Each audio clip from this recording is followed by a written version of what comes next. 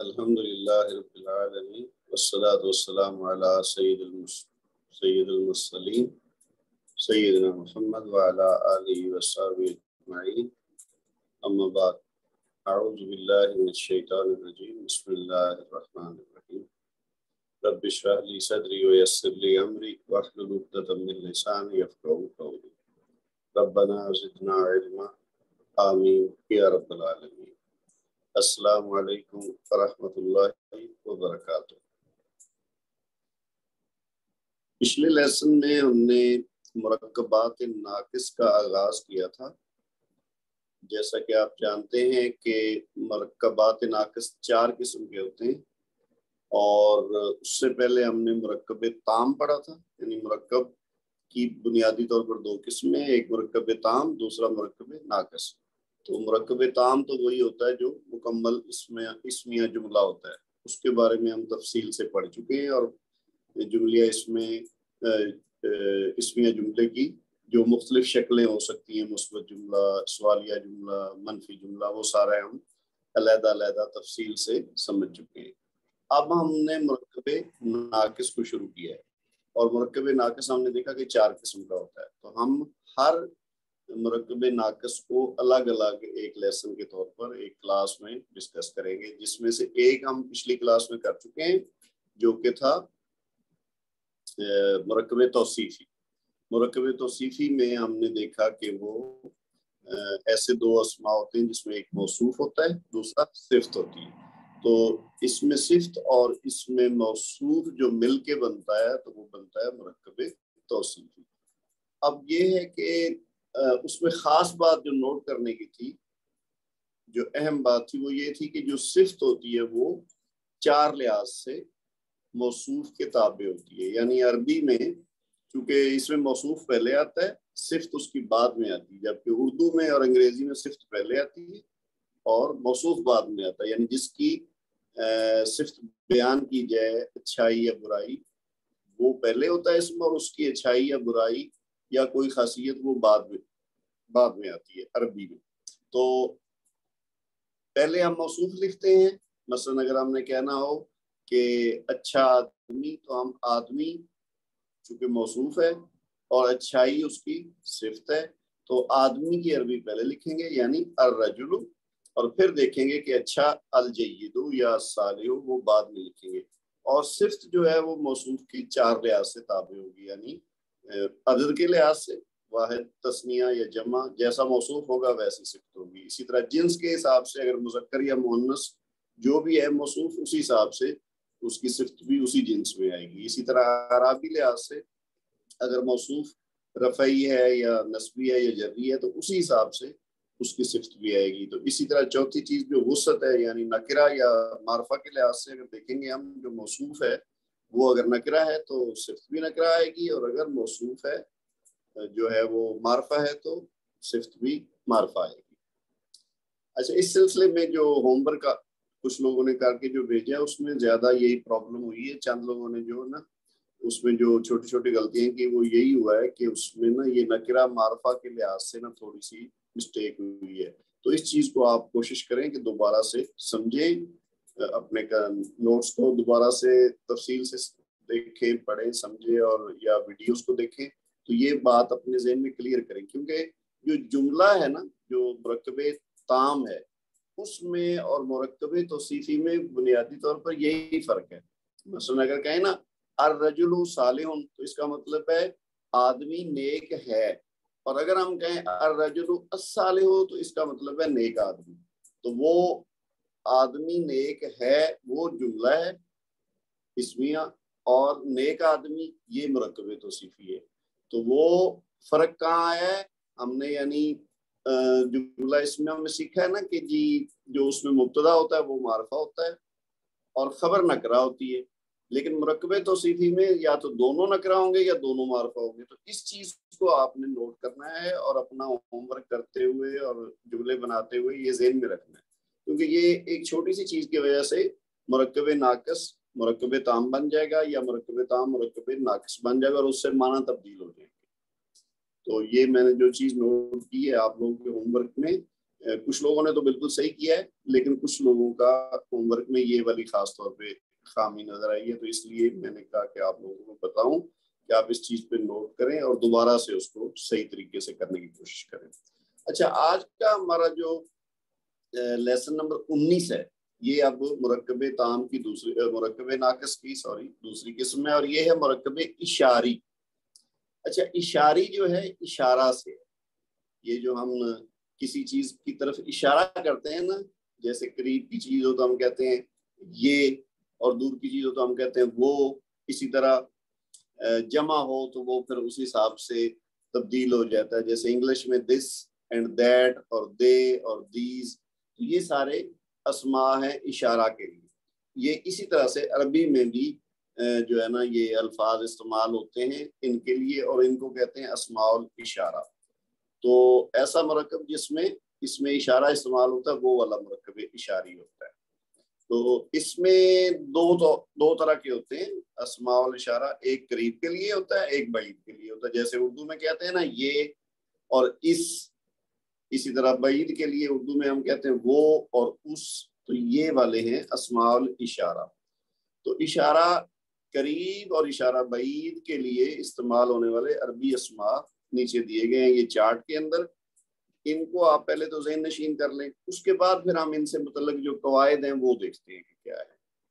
اب یہ جو قریب کا اشارہ ہے نا، اس سلسلے میں آپ دیکھیے، ایک تو عربی میں ہمیں یہ ذہن میں رکھنا پڑے گا کہ واحد اور مثنیٰ اور جمع 3 قسم کا ہوگا، کیونکہ اردو اور انگریزی میں تو واحد اور جمع ہوتا ہے، لیکن عربی میں ہم جیسا جان چکے ہیں بہت ساری چیزوں میں ہم پہلے کے بیچ میں مثنیٰ بھی ہوتا ہے، یعنی 2 اسم تعداد ہو اگر تو پھر اس کے لیے الگ لفظ ہوتا ہے۔ تو اور دوسری چیز ہے مذکر اور مؤنث۔ تو یہاں پہ ہم نے کیا دیکھنا ہے کہ ایک تو یہ جو ہے مذکر اور مؤنث کے لحاظ سے یعنی جنس کے حساب سے دیکھیں گے، اور دوسرا ہم واحد مثنیٰ اور جمع کے لحاظ سے دیکھیں گے۔ اب پہلے اگر ہم مذکر کی بات کریں تو جو قریب کے لیے جو ایک چیز کو ہم اشارہ کرتے ہیں نا، جس کو ہم اردو میں کہتے ہیں یہ، تو اس کے لیے عربی میں ہے ہاذا، ٹھیک ہے؟ اردو میں کہتے ہیں یہ اور انگلش میں کہتے ہیں دس، لیکن عربی میں اس کو کیا کہتے ہیں؟ ہاذا۔ اور 2 ہوں اگر چیزیں جو قریب ہوں تو ان کی طرف اشارہ کرنا ہو تو ہم اردو میں تو 1 ہو یا 2 ہو یا 2 سے زیادہ ہو جو ہم یہ کا لفظ استعمال کرتے ہیں، ٹھیک ہے؟ انگلش میں دس واحد کے لیے ہے اور جمع ہو جائے تو پھر دیز ہو جاتا ہے، لیکن عربی میں واحد کے لیے ہاذا اور 2 کے لیے ہاذانی، 2 چیزیں ہوں گی نا تو اس کے ساتھ اشارہ کرنا ہوگا تو ہم کہیں گے ہاذانی۔ اور اس میں ایک چیز یہ بھی ہے کہ یہ حالت رفع میں ہاذانی ہے اور حالت نصب اور جر جو ہے وہ ہاذینی ہے، ہاذینی۔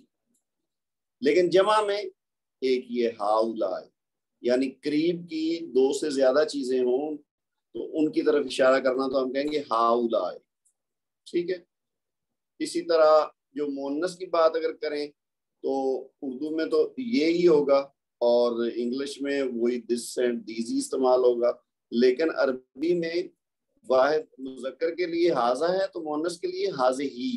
اب یہ جو آخر میں الف کی بجائے ہا لگ جائے گی اور اس کے نیچے کھڑی زیر ہاذہی، تو مؤنث چیز ہوگی ایک تو ہاذہی، 2 ہوں گی تو رفعی حالت میں ہاتانی اور نصبی اور جری حالت میں ہاتینی، اور جمع کے لیے وہی ہے ہاؤلائی، یا چاہے مذکر ہو چاہے مؤنث ہو، ہاؤلائی دونوں کے لیے سیم ہے، یہ آسانی ہے۔ تو ہم نے کیا دیکھا کہ قریب یعنی جو آپ کے پاس چیز ہے جس کی طرف اشارہ کرنا ہو تو اس صورت میں واحد مذکر کے لیے ہاذا اور واحد مؤنث کے لیے ہاذہی، جمع کے لیے ہاؤلائی، دونوں کے لیے مذکر اور مؤنث۔ تو بیسیکلی ہم نے 3 الفاظ دیکھے ہیں، ہاذا، ہاذہی اور ہاؤلائی۔ یہ 3 یاد رکھنے آسان ہیں، واحد مذکر کے لیے ہاذا، واحد مؤنث کے لیے ہاذہی اور جمع کے لیے ہاؤلائی۔ ہاں 2 چیزیں ہوں گی تو پھر اس میں تھوڑا سا یہ ہے کہ وہ رفعی اور نصبی اور جری حالت الگ ہوتی ہیں، تو وہ مذکر کے لیے ہاذانی اور مؤنث کے لیے ہاتانی، اور ان کی نصبی اور جری حالت مختلف ہے، ہاذینی اور ہاتینی، لیکن ان کا استعمال کم ہوتا ہے۔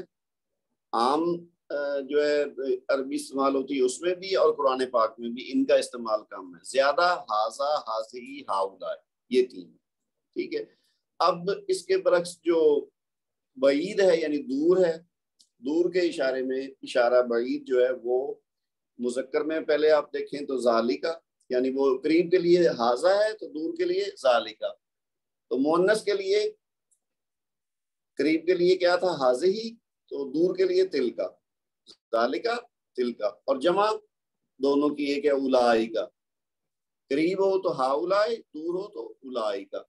اور جو مثنیٰ ہے وہ یہاں بھی مختلف ہے، یعنی مذکر کے لیے دو چیزیں ہوں گی، دور تو ہم کہیں گے زانیکا، اور مؤنث ہوں گی تو تانیکا. تو ان کی نسبی اور جری حالت مذکر کی صورت میں زانیکا سے زینیکا ہو جائے گا، اور مؤنث کے لیے تانیکا سے تینیکی ہو جائے گا. تو یہ جس طرح مذکر کا قریب کا ہے، اس طرح بعید میں بھی جو مثنیٰ کے ہیں اسماء اشارہ، ان کا استعمال بہت کم ہوتا ہے. زیادہ تر وہی ہوتا ہے جو واحد اور جمع کا ہے. تو ذالکا، تلکا اور اولائکا. اچھا، ان میں دوبارہ سے اگر ہم اس کا ایک اجمالی جائزہ لیں تو جو قریب کے اشارے ہیں جو یاد رکھنے کی چیز ہے وہ زیادہ تر تین ہیں، ہاذا، ہاذہی اور ہاؤلائی. اسی طرح بعید میں ذالکا، تلکا اور اولائکا. تو واحد اور جمع، تو مذکر اور مؤنث کے لیے واحد میں فرق ہے، یعنی وہ ہاذا ہے تو ہاذہی ہو جائے گا اور ذالکا ہے تو تلکا ہو جائے گا. لیکن جمع میں مذکر مؤنث قریب کے لیے ہاؤلائی اور مذکر مؤنث بعید کے لیے اولائکا. تو بیسیکلی ہم نے 6 الفاظ یاد رکھنے ہیں. جو مثنیٰ والا ہے وہ جب استعمال ہوگا تو ہم اس کا کر لیں گے کبھی کبھار، لیکن عام طور پر یہ ہاذا، ہاذہی، ذالکا، تلکا اور ہاؤلائی، اولائکا، یہ 6 اسماء اشارہ ہیں جو زیادہ استعمال ہوتے ہیں. ٹھیک ہے جی. اور یہ اس میں خاص بات یہ ہے جو آسانی والی ہے، وہ یہ ہے کہ ہاذا، ہاذہی، ذالکا، تلکا، اولائکا اور ہاؤلائی یہ سارے کے سارے مبنی ہیں. ان کی رفعی، نسبی، جری حالت سیم رہتی ہے، یہ چینج نہیں ہوتے. صرف مثنیٰ والے جو اسماء اشارہ ہیں وہ چینج ہوتے ہیں. ٹھیک ہے جی. اچھا، اب اگلی بات یہ ہے کہ یہ جو اسماء اشارہ ہیں یہ سارے معرفہ ہوتے ہیں. ٹھیک ہے. تو معرفہ اگر ہوں گے تو ظاہر ہے ان کے ساتھ جو دوسرا اسم آئے گا مرکب اشاری بنتے ہوئے تو وہ بھی معرفہ استعمال ہوگا. ٹھیک ہے. یعنی یہ نکرہ حالت میں نہیں ہے، جتنے بھی اسماء اشارہ ہیں یہ سارے کے سارے معرفہ ہیں. وہ لکھنے میں جیسے بھی نظر آئیں لیکن یہ آپ نے ذہن میں رکھنا ہے کہ یہ معرفہ ہے. اچھا، اس میں اشارہ کے ذریعے جس چیز کی طرف اشارہ کیا جاتا ہے اسے مشارٌ الیہ کہتے ہیں. یعنی مشارٌ الیہ، الیہ یعنی اس کی طرف، یعنی جس کی طرف اشارہ کیا جائے وہ مشارٌ الیہ ہے. یعنی میں اگر آپ سے مخاطب ہوں تو آپ کی طرف، آپ میں سے کسی ایک پارٹیسپینٹ کی طرف میں اشارہ کروں تو وہ مشارٌ الیہ بن جائے گا. اور اگر مؤنث ہے تو مشارٌ الیہا بن جائے گا. ٹھیک ہے. تو مشارٌ الیہ کس کو کہتے ہیں؟ جس کی طرف اشارہ کیا جائے. جیسے اگر کہا جائے نا یہ کتاب، تو اب یہ میں کتاب جو ہے یہ مشارٌ الیہ ہے کیونکہ کتاب کی طرف اشارہ ہو رہا ہے، اور یہ جو ہے یہ اس میں اشارہ ہے. ٹھیک ہے. کتاب مشارٌ الیہ اور لفظ جو یہ ہے وہ اس میں اشارہ ہے. ٹھیک ہے جی. اچھا، مشارٌ الیہ اور یہ اس میں اشارہ. اسی طرح اس میں اشارہ اور مشارٌ الیہ مل کر مرکب اشاری بن جاتے ہیں. تو آج کا ہمارا جو موضوع ہے وہ ہے مرکب اشاری. تو اس میں دو چیزیں ہوئیں، ایک ہے اس میں اشارہ اور دوسرا ہے مشارٌ الیہ. تو پہلے آئے گا اس میں اشارہ، اس کے بعد مشارٌ الیہ، جس کی طرف پہلے یعنی اس میں اشارہ کہ یعنی وہ ہم دیکھیں گے کہ کس حالت میں ہے، کس کون سی جنس ہے، اس کی کون سی کتنی تعداد ہے، اور وہ قریب ہے یا دور ہے، تو اس حساب سے اس میں اشارہ لگے گا اور پھر اس کے بعد مشارٌ الیہ آ جائے گا. تو بس وہ دونوں مل کے تو مرکب اشاری بن جائے گا. تو اس مرکب اشاری کے متعلق جو ہے نا جو کچھ تھوڑے قواعد ہمارے ذہن میں ہونے چاہیے وہ ہیں: نمبر 1، اس میں اشارہ جنس، عدد اور اعراب تینوں حالتوں میں مشارٌ الیہ کے مطابق آئے گا. اچھا آپ کو یاد ہوگا اس میں صفت پڑھتے ہوئے، مرکب توصیفی پڑھتے ہوئے ہم نے دیکھا تھا کہ صفت جو ہے وہ موصوف کے 4 لحاظ سے تابع ہوتی ہے، تو اس میں وسعت بھی شامل تھی، نکرہ معرفہ. لیکن یہاں ہم کہہ رہے ہیں کہ صرف جنس، عدد اور اعراب کے لحاظ سے یہ مشار الیہ کے مطابق ہوگا. تو اس کا مطلب کہ وسعت کے لحاظ سے نہیں ہوگا؟ نہیں، ایسی بات نہیں. ایکچولی چونکہ ابھی ہم نے جیسے بات کی نا کہ اس میں اشارہ ہوتا ہے خود معرفہ، تو لہٰذا وہ جو مشار الیہ وہ معرفہ ہی آئے گا. تو اس لیے یہ ہے تو چاروں لحاظ سے اس کے مطابق، لیکن معرفہ کی بات ہم اس لیے نہیں اس میں ایڈ کر رہے کہ چونکہ یہ وہ انڈرسٹوڈ ہے کہ وہ نکرہ ہو ہی نہیں سکتا، کیونکہ اس میں اشارہ جو بھی ہے وہ نکرہ ہے ہی نہیں، تو لہٰذا مشار الیہ بھی نکرہ حالت میں نہیں آئے گا. تو لہٰذا جنس، عدد اور اعراب یہ مختلف ہو سکتے ہیں، تو اس لیے ہم کہہ رہے ہیں کہ ان کے لحاظ سے یہ مشار الیہ کے مطابق آئے گا. تو تمام اسماء اشارہ معرفہ ہوتے ہیں، اس لیے مشار الیہ ہمیشہ معرفہ آئے گا. ٹھیک ہے، یہ 2 باتیں ہیں خاص. تو عربی میں مشار الیہ عموماً معرف باللام ہوتا ہے. اچھا، معرف باللام آپ کو یاد ہوگا ہم نے شروع میں پڑھا تھا، یعنی الف لام، یعنی نکرہ ہو، جیسے کتاب ہے نا، ایک کتاب یا کوئی کتاب، تو اس کے ساتھ الف لام لگا تو الکتاب. تو اب یہ والا جو معرفہ ہے اس کو کہتے ہیں معرف باللام، یعنی الف لام ملا کے جس کو معرفہ بنایا جائے وہ معرف باللام ہوتا ہے. جیسے ھذا الکتاب، تو اس میں یہاں یہ بات جان لیں کہ ھذا کتاب کا ترجمہ ہوگا یہ ایک کتاب ہے. جیسے میں وہ پچھلے لیسن کے حوالے سے شروع میں آج بات کر رہا تھا نا، تو یہ آپ نے جملہ اسمیہ اور مرکبات ناقص میں فرق ذہن میں رکھنا ہے. اب جیسے یہ ہے نا ھذا کتاب، تو اس کا مطلب ہے یہ ایک کتاب ہے، کیونکہ ھذا معرفہ ہے اور کتاب نکرہ ہے، تو اب یہ جملہ اسمیہ بن گیا، مرکب تام بن گیا، یہ مرکب ناقص نہیں رہا. تو اسی طرح اس کو اگر ہم کہیں گے نا ھذا الکتاب، تو پھر ہے یہ کتاب. اب ھذا بھی معرفہ ہے اور الکتاب بھی معرفہ ہے، تو یہ ہوگا یہ کتاب، اور ھذا کتاب کا مطلب ہوگا یہ ایک کتاب ہے، کیونکہ ھذا معرفہ مبتدا بن جائے گا اور کتاب نکرہ ہونے کی وجہ سے اس کی خبر بن جائے گی. تو اسی طرح تل کا الطفلۃ، اب تل کا اس میں اشارہ ہے جو کہ خود معرفہ ہے، اور الطفلۃ یہ بھی معرفہ ہے، تو کیا مطلب ہوا؟ وہ بچی. ٹھیک ہے، وہ بچی. لیکن اگر وہ تل کا طفلۃن، تو اس کا مطلب ہوگا وہ ایک بچی ہے، تو یہ جملہ اسمیہ بن جائے گا اور یہ مرکب اشاری ہوگا. ٹھیک ہے.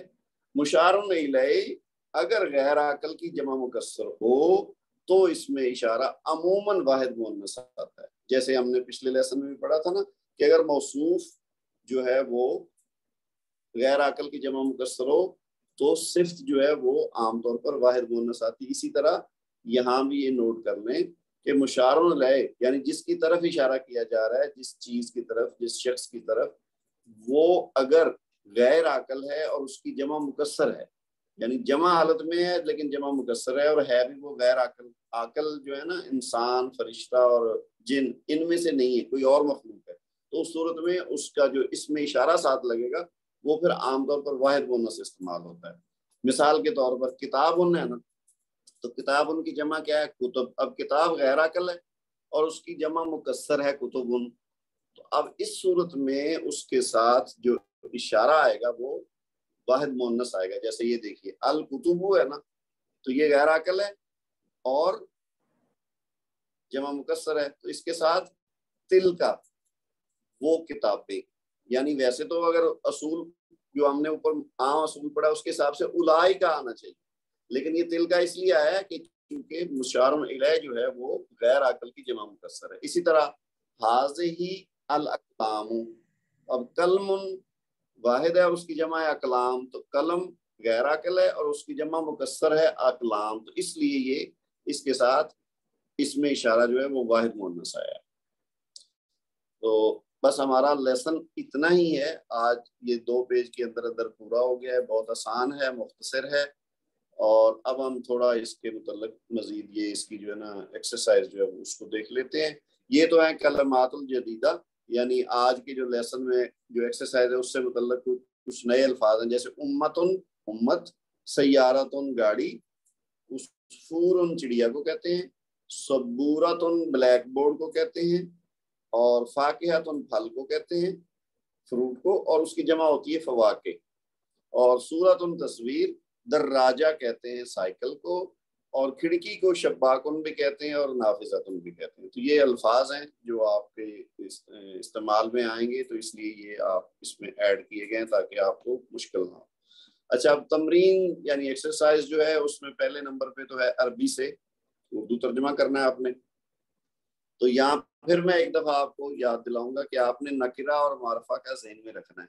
اب دیکھیے یہ کیا ہے، ھذا الصراط. اگر ملا کے پڑھیں گے تو ہم کہیں گے ھذا الصراط. اب ھذا اس میں اشارہ ہے اور یہ تو معرفہ ہے ہی. اب آگے دیکھیے الصراط، یہ بھی معرفہ ہے، تو لہٰذا یہ جمع کہہ رہا ہوں، یہ مرکب ناقص بنے گا، یعنی مرکب اشاری. تو یہ جملہ نہیں بنے گا. اگر ہوتا نا ھذا صراطن تو ہم کہتے یہ ایک راستہ ہے یا یہ کوئی راستہ ہے، لیکن یہ ہے ھذا الصراط، تو اس کا ترجمہ ہوگا یہ راستہ. یہ آپ نے ذہن میں رکھنا ہے. تو اسی طرح باقی آپ دیکھ لیجیے تلک الامۃ ھذان الرجلان ھذہ الاقدام ذالک الکتاب ھذان الدرسان ھاتان النافذتان اور ھذان. اچھا، یہ نافذتانی اور شباکانی یہ ایک ہی چیز ہے، آپ بس یہاں تک بھی کر لیں، اس کو رہنے بھی دیں تو ٹھیک ہے. تو ھاتانی. اچھا، اب یہاں یہ اور یہ تو ہیں مثنیٰ، اور یہ ہے واحد، یہ بھی ہے واحد، یہ بھی واحد ہے، اور یہ جمع ہے. اتنا میں آپ کو اشارتاً بتا دیتا ہوں. تو اس لحاظ سے آپ نے ترجمہ کرنا ہے. یہ جملے نہیں ہیں، یہ مرکب اشاری ہیں سارے کے سارے. تو اس حساب سے آپ نے ترجمہ کرنا ہے. اسی طرح جو اردو سے عربی میں کرنا ہے وہ بھی آپ دیکھ لیجئے. وہ قلم، یہ موٹر کار یا گاڑی، اس کو سیارہ تو نہیں کہتے ہیں. تو دو استانیاں، یہ استانی کا لفظ بار بار آ چکا ہے، آپ جانتے ہیں. کھڑکی کی ابھی عربی اوپر آپ کو بتا دیے، لکھی ہوئی ہے. ٹھیک ہے جی. بلیک بورڈ سبوراتن آ گیا، کھڑکی نافذتن آ گیا. موٹر کاریں یہ وہی سیارتن کی جمع ہو جائے گی. پھل جو ہے وہی جو ہے فاکہتن ہو جائے گا. اور یہ کچھ پھل تو اب یہ اس کی جمع ہوگی، فواکہ ہو جائے گا. یہ دو قلم تو مثنیٰ بن جائے گا. تصویر، وہی تصویر آپ دیکھ چکے ہیں. استانیہ پھر آگے چڑیا سفورتن، سائیکل دراجتن، اور باقی الفاظ بولنے. تو اس میں کوئی ایسا لفظ اب نہیں رہ گیا جس کی عربی آپ کو ڈھونڈنی پڑے. تو یہ آپ نے ایکسرسائز کر کے بھیجنی ہے. اس لحاظ سے ہمارا آج کا لیسن جو ہے وہ پورا ہو گیا جی. سبحانک اللہم و بحمدک، اشہد ان لا الہ الا انت، استغفرک و اتوب الیک. والسلام علیکم ورحمۃ اللہ